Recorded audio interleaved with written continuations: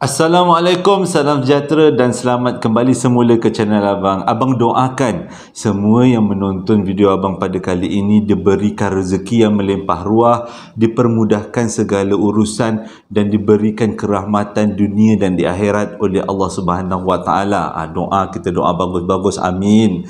Terima kasih sangat-sangat kembali semula dengarkan cerita yang Abang nak sampaikan. Hari ini Abang nak sampaikan 3 cerita, tapi sebelum tu Abang dapat hadiah daripada seseorang.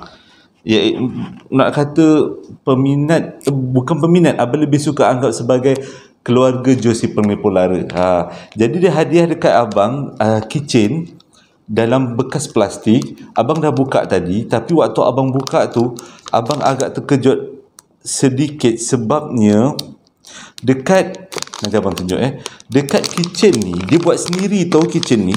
Dia buat sendiri kitchen ni. Dekat kitchen ni ada muka Abang. Sama. Abang rasa macam kagum sangat. Sama. Lepas tu untuk kitchen yang kedua, Josie Penglipur Lara, bukan Josie, nak dijadikan cerita. Sama sangat. Muka Abang lah yang paling sama. Jadi Abang cakap dekat yang bagi hadiah ni, Abang ucapkan sangat-sangat terima kasih. Sebenarnya yang bagi Abang hadiah kitchen ni adalah orang yang pernah bagi Abang cerita. Dan cerita tu pernah hit sangat-sangat sampailah sekarang. Terima kasih sangat-sangat hadiahkan Abang 2 kitchen ni. Cumanya kalau ini daripada kulit betul tau. Maksud Abang ni kulit lembu. Jadi kalau siapa-siapa yang berminat nak dapatkan benda kitchen yang memang luar biasa cantiknya. Ya Allah, best gila. Ada muka tu yang tak boleh tahan tu. Oh, gila. Siapa-siapa yang nak dapatkan kitchen yang unik macam ni, bolehlah hubungi nombor ataupun link WhatsApp yang Abang letakkan dekat ruangan info. Moga-moga ada rezeki lah untuk si pembuat. Sebenarnya dia tak cadang pun nak jual, nak Abang iklankan. Abang sendiri yang dalam senyap-senyap Abang iklankan. Sebab Abang rasa macam terhutang budi pula sebab dia dah bagi hadiah yang sangat-sangat luar biasa, menarik sangat-sangat. Terima kasih sangat-sangat. Abang letak nama dia Badang.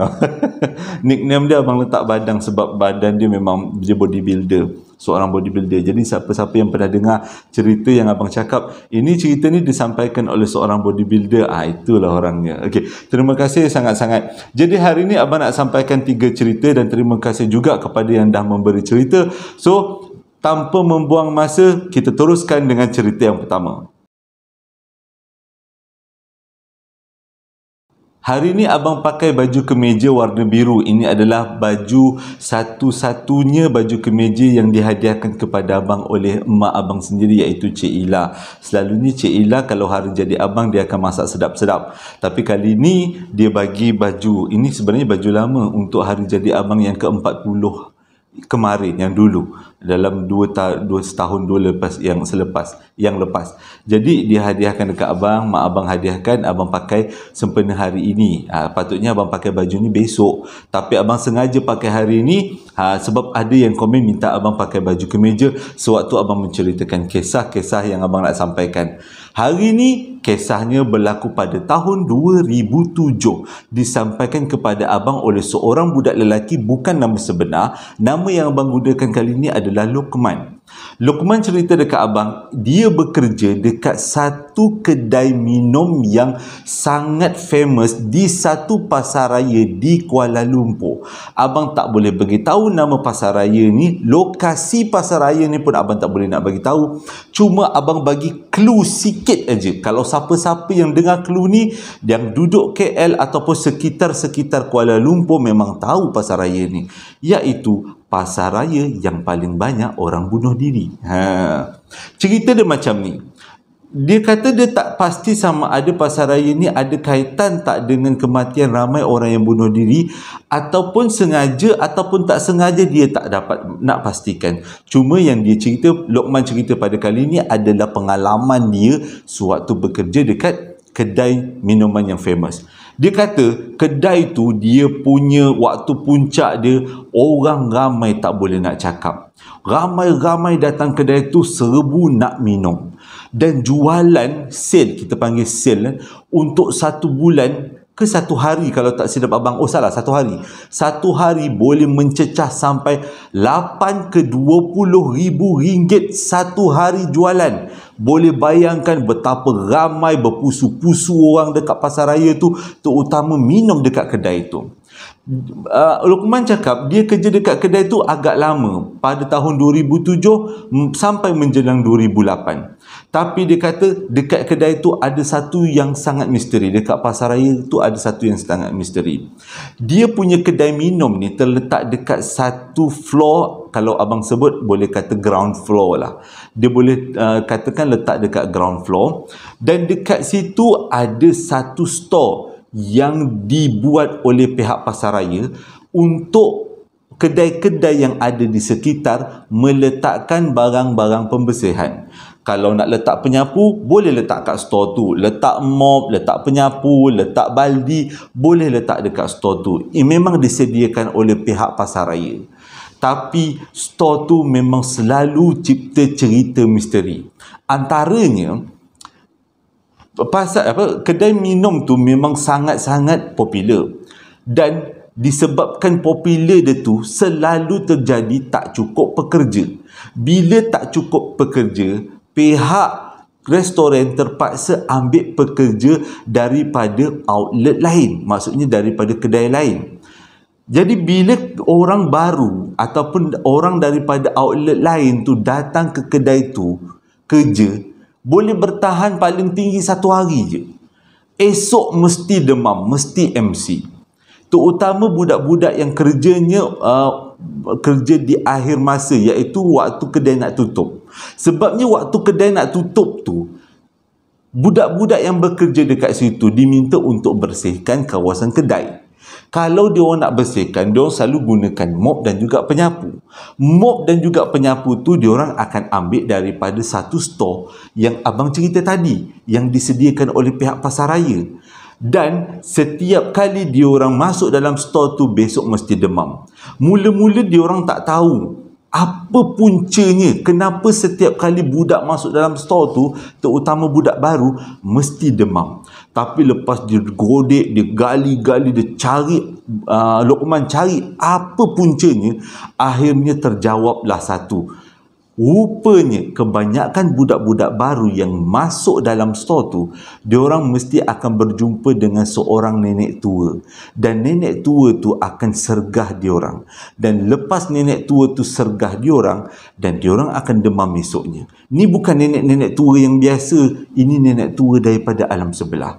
Dengan rambutnya yang panjang, badannya yang bongkok tiga, tiba-tiba budak tu masuk dalam store nak ambil penyapu, disergahnya macam nak meluk macam ni. Kalau abang pun terkejut dengan mengebang-gebang rambut, daripada almari atas terjah ke budak-budak ni yang ada dekat kawasan bawah. Gila, itu memang macam cerita seram.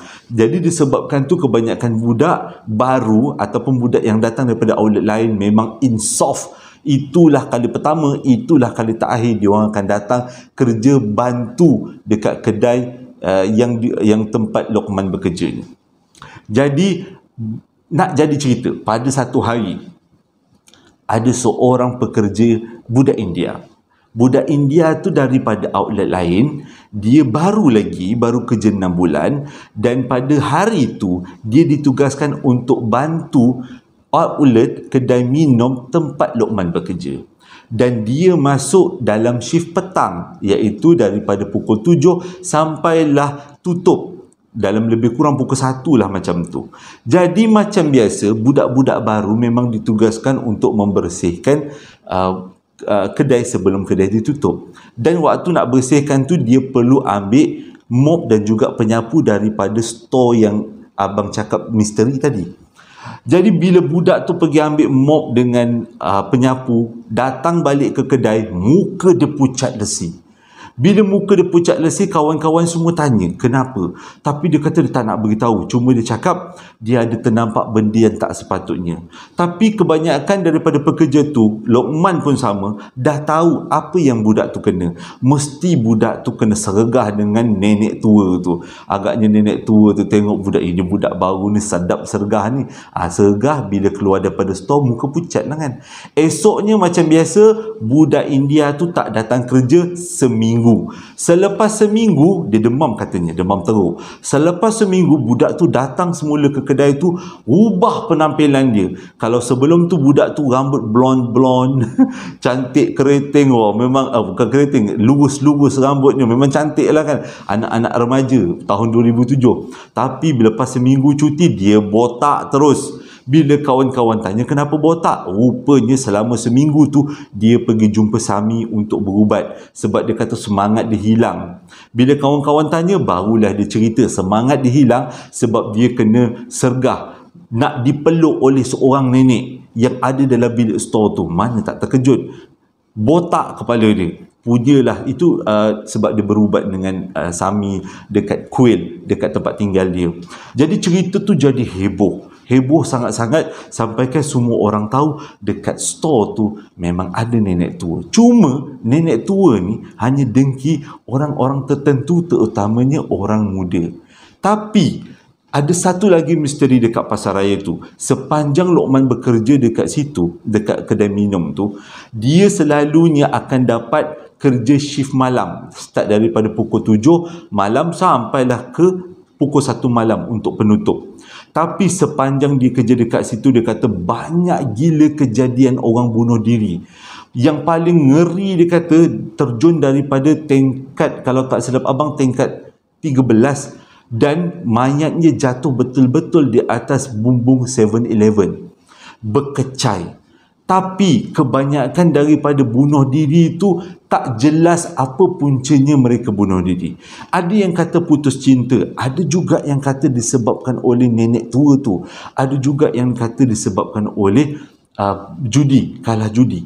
Sebab dekat bangunan tu, selepas ditanya-tanya dengan security, dekat bangunan tu ada satu ruang digunakan oleh orang-orang tertentu untuk memuja, nak dapatkan nombor ekor.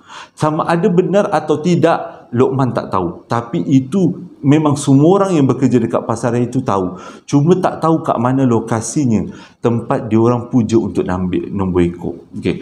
Jadi disebabkan dah ramai sangat yang meninggal terjun daripada bangunan tu, timbul satu cerita, iaitu jangan-jangan kematian ni bukan sengaja.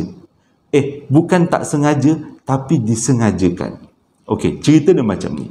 Mula-mulanya Lokman macam tak percaya sangatlah kalau pasaraya ni kematian bunuh diri tu adalah sesuatu yang disengajakan. Dia tak percaya. Tapi sampai sekarang pun dia tak percaya.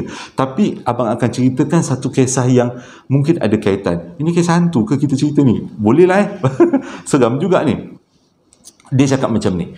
Dia kata waktu dia bekerja dekat situ, pukul 1 atau 2 pagi akan ada orang-orang pelik yang datang dekat pasaraya itu. Dan kalau tengok daripada cara pakaian dia, diorang tu bukanlah Sami, bukanlah Sami Buddha ke, Sami Hindu ke, bukan imam ke, bukan. Diorang ni berpakaian seperti bomoh. Bomoh bangsa apa tak pula diceritakan pada abang, tapi kita anggap bomoh lah. Dan pukul 1 pagi ni bomoh tu akan pergi ke satu kawasan, dan Lokman pernah menyelinap tengok apa sebenarnya yang bomoh tu buat. Rupanya bomoh tu mengadakan upacara, tak tahulah upacara apa, tapi mengikut daripada cerita orang-orang security lama-lama yang pernah kerja dekat pasaraya tu, bomoh tu sebenarnya buat upacara untuk menenangkan semangat yang ada dekat bangunan tu. Semangat tu memang ada dan menuntut darah. Jadi setiap kali ada berlaku kematian terjun, diorang anggap itu adalah angkara daripada semangat bangunan tu. Bila semangat bangunan tu mahukan darah, dia akan abang pun tak tahu nak cakap macam mana, tapi akan ada kematian. Dan bila ada kematian, malamnya akan ada bomoh yang datang buat upacara. Mungkin upacara menghalau nasib buruk ke apa, kita pun tak tahu. Kaitan orang bunuh diri pun tak tahu. Tapi sejak akhir-akhir ini dah tak ramai lagi kes bunuh diri berlaku dekat bangunan tu. Luqman tak tahu apa puncanya, tapi punca yang paling jelas adalah pasaraya tu tak lagi popular macam zaman kegemilangan dia tahun 2007 dulu. Jadi selepas tak berapa nak popular, dah tak ramai lagi orang yang bunuh diri kat situ. Dan mengikut cerita kawan-kawan dia yang masih lagi bekerja dekat kawasan situ, memang tak ada lagi kehadiran bomoh-bomoh yang pelik pada waktu malam. Jadi ceritanya simple, walaupun tak ada hantu, tapi abang tak boleh nak bagi tahu bangunan tu, cumanya misteri sampai sekarang. Cerita yang kedua disampaikan oleh Puteri, bukan nama sebenar, berlaku pada tahun 2020. Cerita yang pertama tadi abang nampak macam ceria sikit. Sebenarnya abang tengah susun cerita dalam kepala.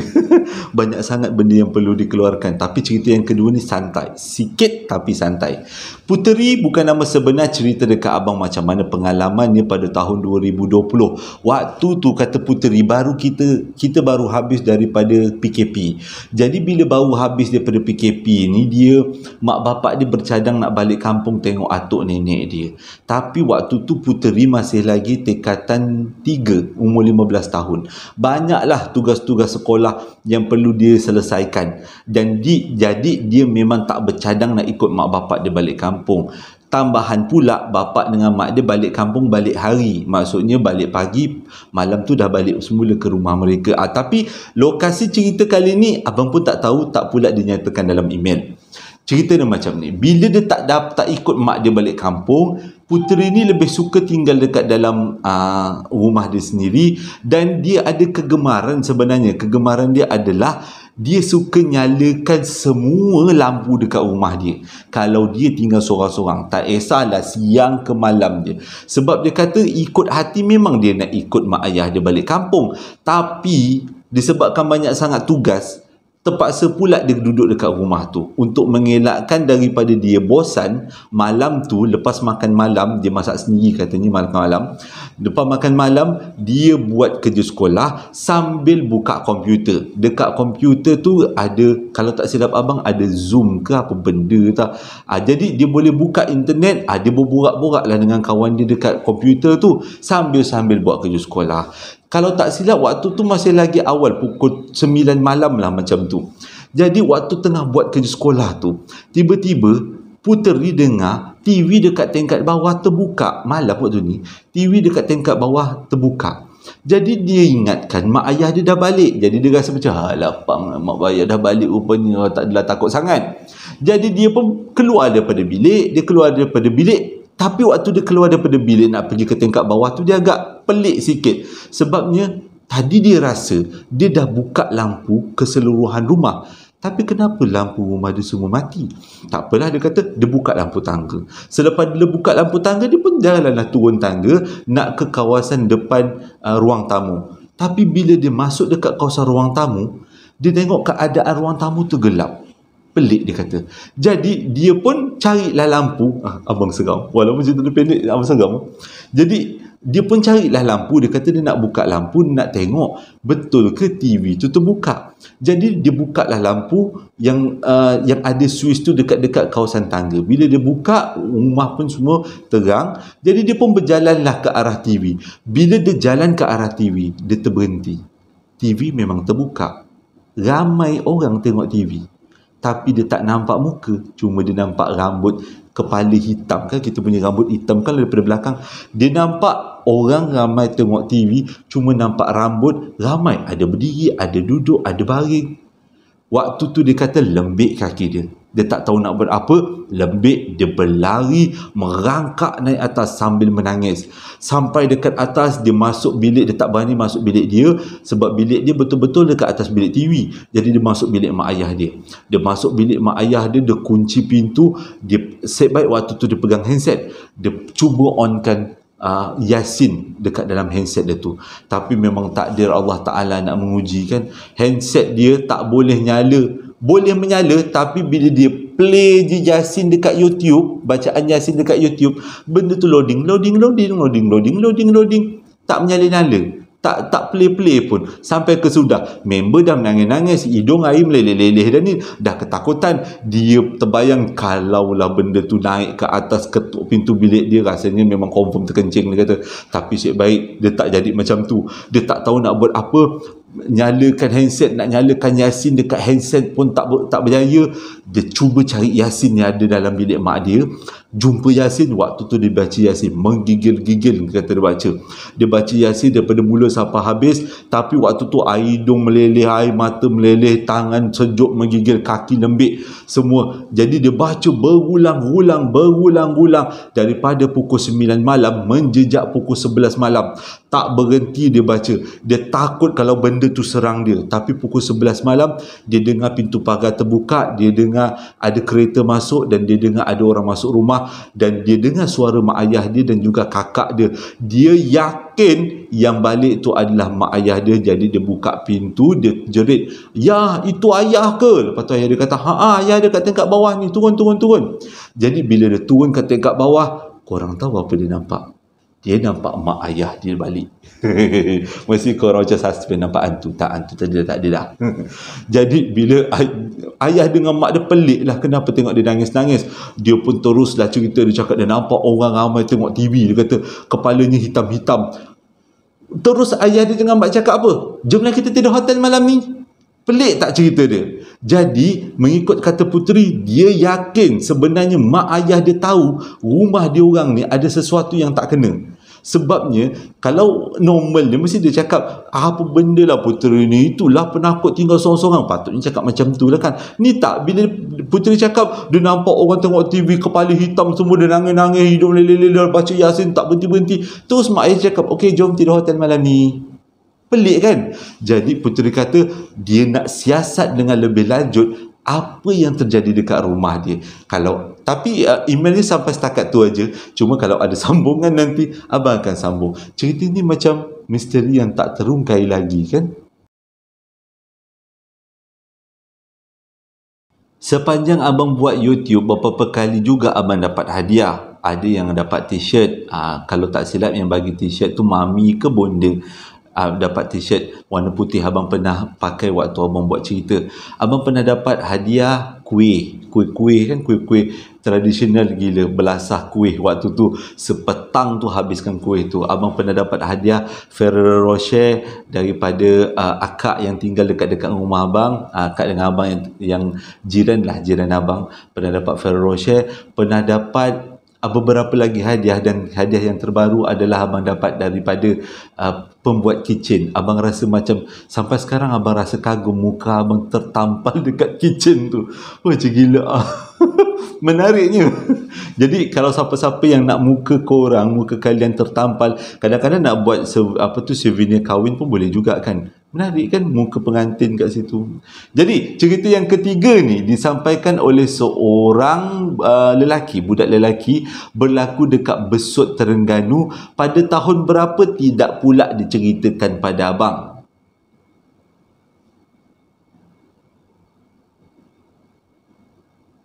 Cumanya cerita kali ni abang nak cakap, abang gunakan nama Tam, nama yang dicadangkan oleh penonton. Kisahnya pada waktu tahun tu, tapi tak diberitahu pula abang tahun tu. Tam waktu tu bersekolah dekat satu sekolah di Besut, Terengganu, sekolah rendah. Waktu tu dia darjah 5. Dan waktu tu budak darjah 5 mesti pergi kem motivasi untuk persediaan peperiksaan UPSR. Sekarang UPSR dah tak ada dah. Jadi budak darjah 5 lebih kurang 45 orang lah pada waktu tu memang kena pergi kem motivasi tu. Dia tak buat jauh, dekat padang sekolah aja. Jadi kem motivasi tu 3 hari 2 malam. Ikut kata Tam lah. Semua pelajar duduk dekat sekolah, diorang sediakan kemah. Masing-masing duduk dalam kemah. Ada feeling-feeling seperti berkemah di tengah hutan lah katanya. Jadi dia kata malam pertama tak ada masalah. Okey je cerita hari pertama, macam-macam aktiviti yang pihak sekolah buat untuk membantu pelajar meningkatkan keyakinan diri nak jawab peperiksaan UPSR tadi. Tapi cerita peliknya berlaku pada malam kedua. Esoknya nak balik dia kata. Malam kedua diorang tidur dekat sekolah tu. Malam kedua ada aktiviti yang memang popular kalau camp motivasi, iaitu jungle trekking tengah malam. Ada setengah tempat dinamakan burung pungguk. Burung hantu. Aktiviti burung hantu, iaitu pelajar akan dibawa masuk dalam hutan. Lepas tu pelajar akan dilepaskan seorang-seorang merentasi hutan, bukanlah hutan sangat, belukar lah, merentasi belukar daripada titik mula sampai titik akhir. Konon-kononnya untuk menguji keberanian. Abang selalu mencarut kalau kena aktiviti macam tu, sebab abang tak berani. Memang pandang bawah je lepas tu mencarut tergelap pula. Sorry Jadi ceritanya Tam adalah orang terakhir yang akan buat aktiviti itu. Pelajar pertama sampailah pelajar ke-45 memang tak ada masalah, semuanya lancar. Sebabnya trekking tu tak jauh sangat, lebih kurang 10 minit daripada titik mula sampai titik akhir. Titik mula ada cikgu, titik akhir pun ada cikgu. Yang kat tengah-tengah tu tak ada siapa-apa lah. Cuma Tam kata trek tu dia jadi tak sedap sebab kiri dengan kanan adalah pokok getah. Dan bila pokok getah pada waktu tu bau getah agak kuat. Jadi ada setengah pelajar yang pening-pening dengan bau getah. Abang suka bau getah tu. Lagi getah bakar. Melalui sikit. Jadi Tam kata waktu dia melalui trek tu, dia akan bau getah dan dia rasa dia tak ada masalah dengan bau getah. Dia kata bau getah tu bau yang seronok dia nak bau. Tapi bila tengah-tengah perjalanan, ni yang sekamnya. Tengah-tengah perjalanan tiba-tiba dia bau sesuatu bau yang bukan bau getah. Dia selalu masuk hutan ikut ayah dia cari akar kayu ke, buat kerja ke. Tapi bau yang satu ni, yang dia bau dekat tengah-tengah ladang kelapa sawit ni, ladang getah ni, dia tak tahu bau apa. Jadi pada waktu tu dia kata dia bawa handset secara senyap-senyap. Dia tak ada lampu picit. Jadi dia ingat dia nak keluarkan handset, nak nyalakan torchlight dekat handset. Lepas tu nak cari mana datangnya bau tu. Dalam otak dia, ini mungkin adalah musang pandan. Musang yang ada keluarkan bau wangi tu. Jadi dia kata ni mungkin adalah musang pandan punya bau. Jadi mana tahu dia jumpa musang pandan, dia boleh ambil gambar. Sebab pada waktu tu tak adalah malam sangat, lebih kurang 11 malam je. Tapi waktu dia keluarkan handset nak cari aplikasi torchlight, tiba-tiba ada orang pegang bahu dia, cakap macam ni, bau apa tu? Dia ingatkan cikgu. Jadi dia pun nyaut lah, nak ambil gambar musang cikgu. Dia pun pandang belakang, tak ada siapa pun.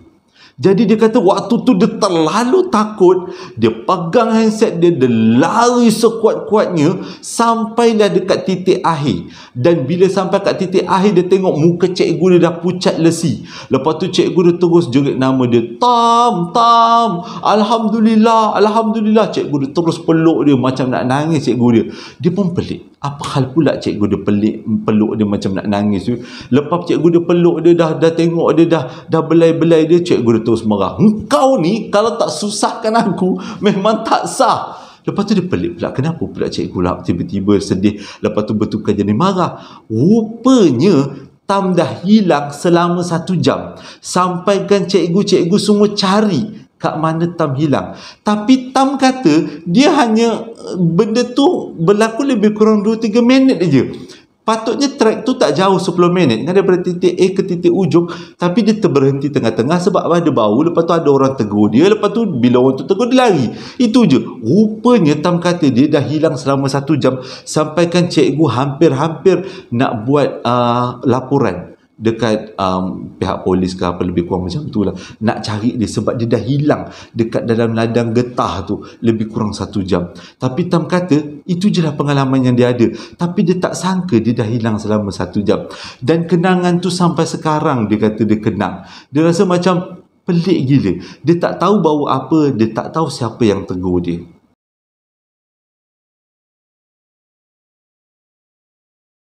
Terima kasih dah menonton video abang daripada mula sampai habis. Abang harap cerita kali ini menjadi iktibar untuk kita semua, terutama cerita yang pertama.